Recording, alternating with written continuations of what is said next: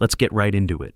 Number 10, the door in the face technique. Someone asks you for something ridiculous. You say no. Then they ask for something smaller. Suddenly you agree even though you never planned to. Robert Cialdini tested this in 1975. He asked college students to volunteer as counselors for juvenile delinquents, 2 hours a week, for 2 years. Almost everyone said no. But then researchers asked if they had just chaperone a one-day trip to the zoo instead. 50% agreed. When researchers asked a different group about the zoo trip directly without the big request first, only 17% said yes. That's nearly triple the compliance rate just by asking for something outrageous first. Here's the dark part. Your brain interprets their smaller request as a concession. They backed down, so now you feel obligated to meet them halfway. Salespeople use this constantly. They show you the most expensive model, first knowing you'll refuse it. Then the mid-range option feels like a bargain, even though it's still overpriced. Car dealerships, real estate agents, anyone asking for money. They've all read the research. You've been falling for this your entire life. How do you defend against this? Recognize when someone's initial request feels deliberately unreasonable. Ask yourself if you actually want what they're offering, or if you're just reacting to the concession. The trick only works when you don't see it coming. Number 9, the foot in the door technique. This is the opposite trick. Instead of starting big, they start small. Once you agree to something tiny, you're way more likely to agree to something bigger later. In 1966, researchers asked homeowners if they'd put a small sticker in their window supporting safe driving. Almost everyone said yes. 2 weeks later, different researchers asked the same people if they'd put a massive, ugly billboard on their front lawn. 76% agreed. People who hadn't been asked about the sticker first almost all refused the billboard. One small yes made them 3 times more likely to say yes to something absurd. Your brain craves consistency. Once you've done someone a favor, refusing the next request feels like contradicting yourself. Charities know this. They don't ask for money first. They ask if you support their cause. Once you say yes, denying them a donation would make you a hypocrite. At least that's how your brain sees it. Email marketers use the same principle. They ask you to click a link, then sign up for a newsletter, then buy a small product, then a bigger product. Each yes makes the next yes easier. By the time they ask for real money, you've already said yes to them a dozen times. Number 8, the Benjamin Franklin effect. Want someone to like you? Don't do them a favor. Ask them for one. Franklin wrote about this in his autobiography. He had a political rival who hated him. Instead of trying to win him over with kindness, Franklin asked to borrow a rare book from the man's library. The rival agreed, and from that day forward treated Franklin as a friend. Their friendship lasted until the rival died. Researchers tested this in 1969. They had participants compete in a quiz and win some money. Afterward, the researcher asked some winners to return the money as a personal favor. Those participants rated the researcher as significantly more likable than winners who weren't asked for anything. Your brain can't handle the contradiction. I did this person a favor, but I don't like them? That doesn't compute. So your brain decides you must actually like them. Otherwise, why would you help them? The CIA reportedly uses this during interrogations. They ask suspects for small favors like passing a tissue. The suspect's brain starts rationalizing that maybe this interrogator isn't so bad. Every favor chips away at their resistance. Number 7, the Chameleon Effect. When you mirror someone's body language, they like you more. They don't notice you're copying them. They just feel inexplicably comfortable around you. In 1999, psychologists Chartrand and Barge tested this at New York University. They had participants sit across from someone who either mirrored their movements or didn't. People whose gestures were copied rated the interaction as smoother and liked the other person significantly more. The mirroring participants didn't notice anything unusual. They just felt a connection. Salespeople, negotiators, and con artists have weaponized this for decades. They match your posture, your speech patterns, even your breathing rate. Your unconscious brain picks up on the similarity and decides this person is trustworthy. They're just like me. Watch politicians during debates. They're trained to lean forward when opponents lean forward, nod when opponents nod. It creates a subliminal sense that they're on the same team. The technique even works on waiters. Studies show that servers who repeat customers' orders back word for word receive significantly larger tips than those who just acknowledge the order. Subtle mimicry signals that you're paying attention and that you understand. Number 6, the Pratfall Effect. Making mistakes makes you more likable, but only if you're already seen as competent. In 1966, psychologist Elliot Aronson had participants listen to recordings of quiz contestants. One contestant answered 92% of questions correctly. Another answered only 30%. In some recordings, the contestants spilled coffee on themselves. When the highly competent contestant spilled coffee, people liked him more.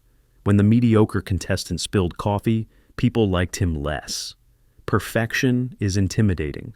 A small blunder makes you seem human and approachable. But if you're already seen as average, mistakes just confirm people's suspicions that you're incompetent. This is why successful CEOs and politicians make calculated small mistakes in public, a stumble over words, a self-deprecating joke. It makes them relatable without damaging their credibility. Jennifer Lawrence built her entire public persona on this. Trip at the Oscars? Fans loved her more. But if an unknown actress trips, she's just clumsy. Number 5, strategic silence. The person who talks first in a negotiation usually loses. MIT researchers published a study in the Journal of Applied Psychology showing that periods of silence lasting at least 3 seconds consistently preceded breakthroughs in negotiations. Silence forces the other person to fill the void. People are so uncomfortable with quiet that they'll often negotiate against themselves, offering concessions you never asked for just to end the awkwardness. FBI negotiators train extensively on this technique. After making an offer, they go silent. The psychological pressure is immense. Most people can't tolerate even 4 seconds of silence in conversation. They'll start talking, revealing information, lowering their price, anything to fill that void. The Dutch reportedly become uncomfortable after just 4 seconds of silence. In Japanese business culture, silence is expected and respected. American negotiators sitting across from Japanese executives have lost deals simply because they couldn't handle the quiet and started offering concessions nobody asked for. Next time you're negotiating salary, state your number and then shut up. Do not speak. The silence will feel like an eternity to you, but the other person feels it too. And whoever breaks first usually loses. If they say nothing back. Let the discomfort work for you. Number 4, price anchoring. The first number you hear in any negotiation completely distorts your perception of value.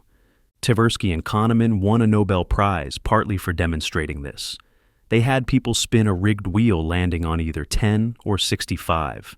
Then they asked how many African countries were in the United Nations. People who saw 10 guessed around 25. People who saw 65 guessed around 45. A random, meaningless number completely changed their answer. Their brains used that first number as a starting point and adjusted from there. But we never adjust enough. This is why stores show you the original price crossed out next to the sale price. That original number becomes your anchor. $70 marked down to $40 feels like a steal. But what if $40 was always the real price? You'd never know. Real estate agents show you overpriced houses first, so the one they actually want to sell feels reasonable by comparison. Restaurants put an absurdly expensive item on the menu, not because anyone will order it, but because it makes everything else seem affordable. The $200 steak exists, so the $60 steak feels reasonable. Even professionals fall for this. One study found that judges gave significantly different sentences based on randomly suggested numbers that prosecutors mentioned, even when those numbers were arbitrary. Every price you've ever evaluated has been distorted by anchors you didn't even notice. Number 3, the Scarcity Principle. When something becomes less available, you want it more, even if you didn't want it at all before. Cialdini documented a study where wholesale beef buyers were told about an upcoming shortage. Their orders doubled.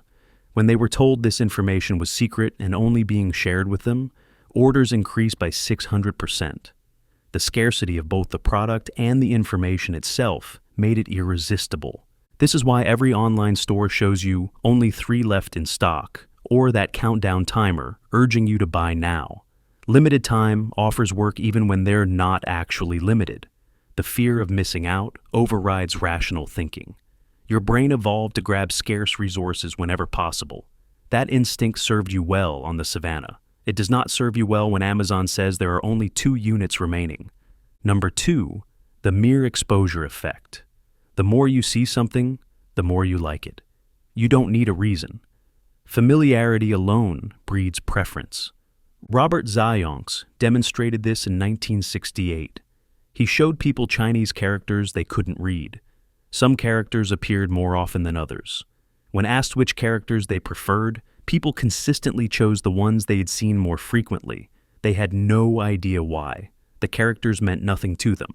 But seeing something repeatedly made their brains associate it with safety and comfort. This is the entire foundation of advertising.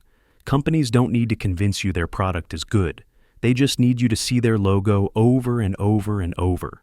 Eventually, your brain decides you like them. The unfamiliar feels threatening. The familiar feels safe. Politicians plaster their names on every billboard, not because it conveys information, but because name recognition alone wins votes.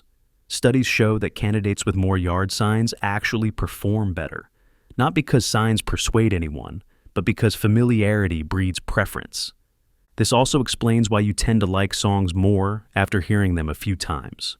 First listen can feel jarring. By the 5th listen, it's your new favorite. Radio stations know this. They play the same songs repeatedly, not just because they have limited playlists, but because repetition manufactures hit songs. Every ad you've ignored has still affected your brain. Number 1, the IKEA Effect. You value things more when you've put effort into creating them, even if your creation is objectively terrible. Harvard researcher Michael Norton had participants build IKEA boxes, fold origami, and assemble Legos. Then he asked how much their creations were worth. Participants valued their own poorly constructed origami almost as highly as expert origami. They were willing to pay 63% more for furniture they assembled themselves versus identical pre-assembled items. Your labor creates love. This is why meal kit companies make you chop the vegetables. Why Build-A-Bear charges you more for a teddy bear you stuffed yourself. Why every app wants you to customize your profile. The more work you invest, the more you value the result. Companies have figured out they can charge you more for doing their labor. You're paying extra to exploit your own cognitive bias. This even explains why instant cake mixes initially failed in the 1950s. They were too easy. Housewives didn't feel like they had actually baked anything. Manufacturers had to remove powdered eggs from the recipe and require adding fresh eggs just so people felt more invested in the result. Sales skyrocketed. These aren't just tricks. They're the operating system running underneath every decision you make. Salespeople, advertisers, politicians, even your friends use these techniques constantly. Some do it consciously, many do it without realizing. But now you know the code. You can see the manipulation happening in real time, and you can use these same techniques yourself. That's all for today. I'll be making similar videos exposing the psychological tricks that govern human behavior. Subscribe so you don't miss them.